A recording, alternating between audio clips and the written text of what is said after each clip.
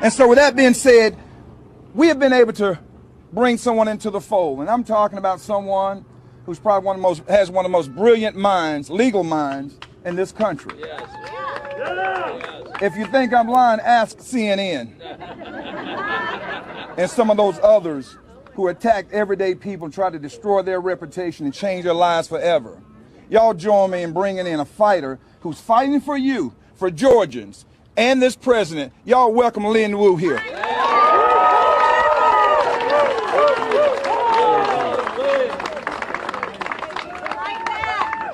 Fight back. I love you. I love you too. If you're not behind the camera and you remember the media. How you doing? I was sitting around Tuesday night watching the election returns. I've loved politics all my life, since I first voted in 1972. And I saw what I assumed was going to happen.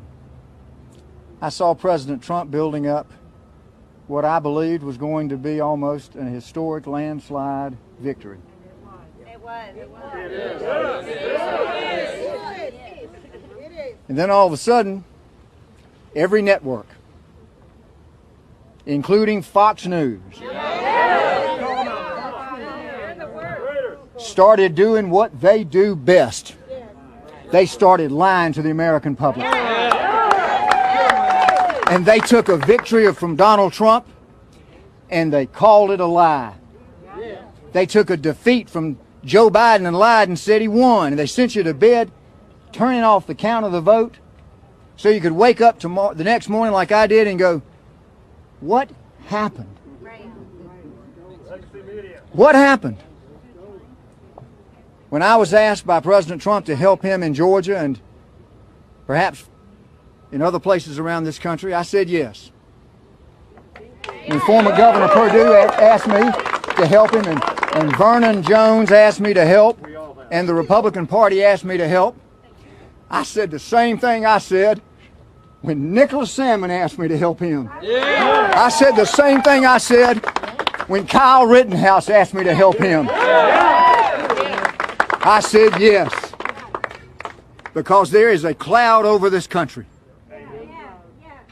And if we don't get it right and we don't figure out what happened that night, that cloud is going to get darker and darker until it turns into a storm cloud and we're going to lose our freedom.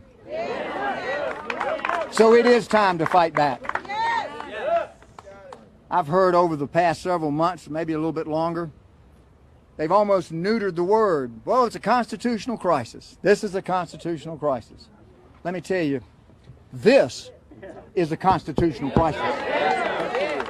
And if we don't fix it and find out what happened and get it right, we're going to lose our constitutional rights. I've been watching for some other clients. 43 years of practicing law. I never dreamed the day would come when I would be in the United States of America and there would be censorship. If they take away your right of free speech, what are they going to take away next? Where they limit your right to go to church, what are they going to take away next? When they take away your First Amendment, they're going to come after your Second Amendment. And then they're going to take away your due process. And then they're going to put you in jail because you're a dissenting voice to the ruling elite, and you're not even going to a jury trial. They're going to take away your constitutional rights. This is a constitutional crisis. So let's find out. Let's find out what happened. This is about truth versus lie. You heard former Governor Perdue say exactly right. Count every legal vote. Illegal votes don't count. Illegal is illegal. So let's find out what happened. Let's find out what happened when they sent home the Republican spotters and then stayed around and counted votes in Fulton County For 3 hours, let's find out what happened. Because something happened. There are no coincidences. There is an explanation, and when something doesn't make sense, it's usually false. It's certainly less than the truth.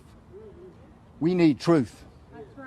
We need, like when you swear in a witness, you don't say tell the truth, you say tell the truth, the whole truth, and nothing but the truth. So help you God. This is a nation founded under God. Don't ever forget that.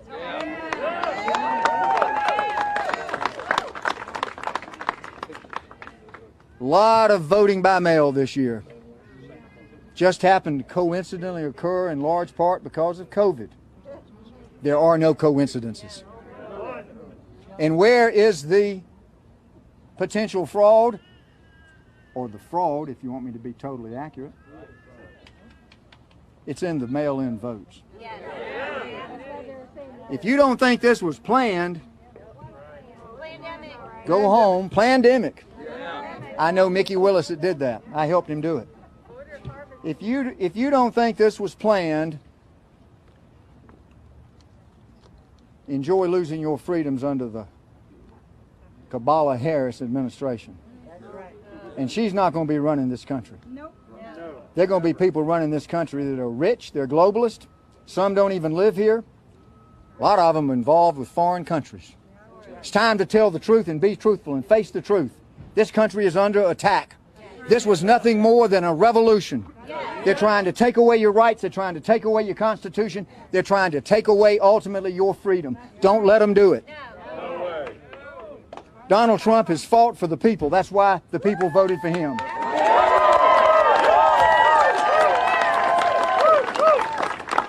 I watched President Trump when he spoke that night. He had to be tired. I know he had been out in an almost unbelievable stretch of campaign speeches, 2 or 3 days in a row into the 2 a.m. hour. And he didn't seem like himself. And then he spoke yesterday, and you can see that he's troubled because he sees what's being done to the people. And you can say whatever you want to about President Trump, but I will tell you this. He ran for president because he wanted to help the people. And it's nice to see Ronna here and former Governor Perdue and Vernon Jones. I'd like to see Lindsey Graham and Nikki Haley. I'd like to see the Republicans stand up. I'd stand up for this president. I've watched him for 4 years, and he's been out there fighting for the people, and he's almost been always fighting by himself. Fighting against the Democrats, fighting against the Republicans, fighting against China, fighting against Iran, fighting against Russia. It's time for us to fight for Donald Trump. We want to find out if there's double voting. 1.6 million absentee ballots, a record. Was it double voting? We got to investigate it. People registering in Georgia to vote, then changing their registration to another state to vote. Was there double voting? We've got to investigate it. Triple. I mean, look at Detroit. There are rumors there that they had a record turnout by people that are in excess of 100 years old.